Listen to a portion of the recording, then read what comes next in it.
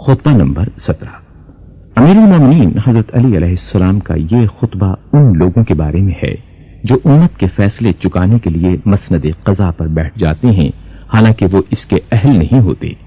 امیر المومنین علیہ السلام اپنے اس خطبے میں ارشاد فرماتے ہیں، تمام لوگوں میں سب سے زیادہ خدا کے نزدیک مبغوض دو شخص ہیں، ایک وہ جسے اللہ نے اس کے نفس کے حوالے کر دیا ہو، یعنی اس کی بدعمالیوں کی وجہ سے اپنی توفیق سلب کر لی، جس کے بعد وہ سیدھی راہ سے ہٹا ہوا بدعت کی باتوں پر فریفتہ اور گمراہی کی تبلیغ پر مٹا ہوا ہے۔ وہ اپنے ہوا خواہوں کے لیے فتنہ اور سابق لوگوں کی ہدایت سے برگشتہ ہے۔ وہ تمام ان لوگوں کے لیے جو اس کی زندگی میں یا اس کی موت کے بعد اس کی پیروی کریں گمراہ کرنے والا ہے۔ وہ دوسروں کے گناہوں کا بوجھ اٹھائے ہوئے اور خود اپنی خطاؤں میں جکڑا ہوا ہے، اور دوسرا شخص وہ ہے جس نے جہالت کی باتوں کو ادھر ادھر سے بٹور لیا ہے۔ وہ امت کے جاہل افراد میں دوڑ دھوپ کرتا ہے اور فتنے کی تاریکیوں میں غافل و مدہوش پڑا رہتا ہے، اور امن و آشتی کے فائدوں سے آنکھ بند کر لیتا ہے۔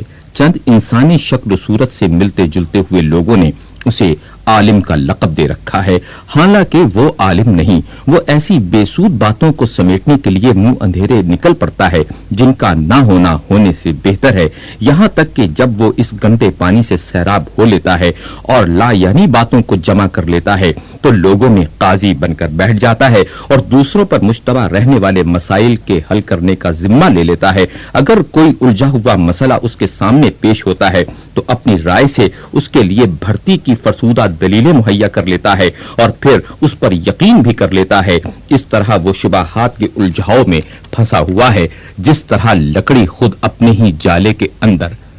وہ خود یہ نہیں جانتا کہ اس نے صحیح حکم دیا ہے یا غلط۔ اگر صحیح بات کہیں بھی ہو تو اسے یہ اندیشہ ہوتا ہے کہیں غلط نہ ہو، اور غلط جواب ہو تو اسے یہ توقع رہتی ہے کہ شاید یہی صحیح ہو۔ وہ جہالتوں میں بھٹکنے والا جاہل اور اپنی نظر کے دھندلےپن کے ساتھ تاریکیوں میں بھٹکنے والی سواریوں پر سوار ہے۔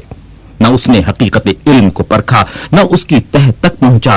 وہ روایات کو اس طرح دھرم بھرم کرتا ہے جس طرح ہوا سوکھے ہوئے تنکوں کو۔ خدا کی قسم وہ ان مسائل کے حل کرنے کا اہل نہیں جو اس سے پوچھے جاتے ہیں، اور نہ اس منصب کے قابل ہے جو اسے سپرد کیا گیا ہے۔ جس چیز کو وہ جانتا نہیں اس چیز کو وہ قابل اعتنا علم ہی نہیں قرار دیتا، اور جہاں تک وہ پہنچ سکتا ہے اس کے آگے یہ سمجھتا ہی نہیں کہ کوئی دوسرا پہنچ سکتا ہے، اور جو بات اس کی سمجھ میں نہیں آتی اسے پی جاتا ہے، کیونکہ وہ اپنی جہالت کو خود جانتا ہے۔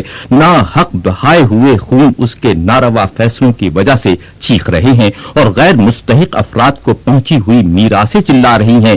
اللہ ہی سے شکوہ ہے ان لوگوں کا جو جہالت میں جیتے ہیں اور گمراہی میں مر جاتے ہیں۔ ان میں قرآن سے زیادہ کوئی بے قیمت چیز نہیں، جبکہ اسے اس طرح پیش کیا جائے جیسا پیش کرنے کا حق ہے، اور اس قرآن سے زیادہ ان میں کوئی مقبول اور قیمتی چیز نہیں اس وقت جبکہ اس کی آیتوں کا بے محل استعمال کیا جائے۔ ان کے نزدیک نیکی سے زیادہ کوئی برائی اور برائی سے زیادہ کوئی نیکی نہیں۔ علامہ مفتی جعفر حسین صاحب قبلہ نے اس خطبے کے حواشی میں تحریر کیا ہے۔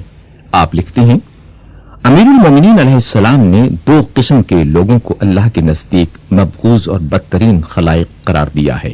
ایک وہ جو سرے سے اصول عقائد ہی میں گمراہ ہوں اور گمراہی کی نشر و اشاعت میں لگے رہتے ہیں، اور دوسرے وہ جو قرآن و سنت کو پسے پشت ڈال کر اپنے قیاس و رائے سے احکام گھڑ لیتے ہیں اور اپنے مقلدین کا ایک حلقہ پیدا کر کے ان میں خود ساختہ شریعت کی ترویج کرتے رہتے ہیں۔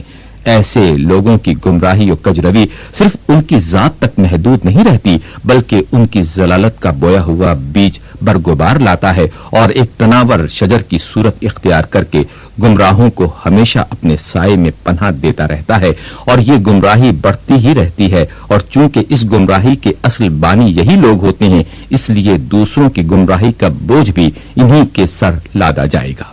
نہج البلاغہ۔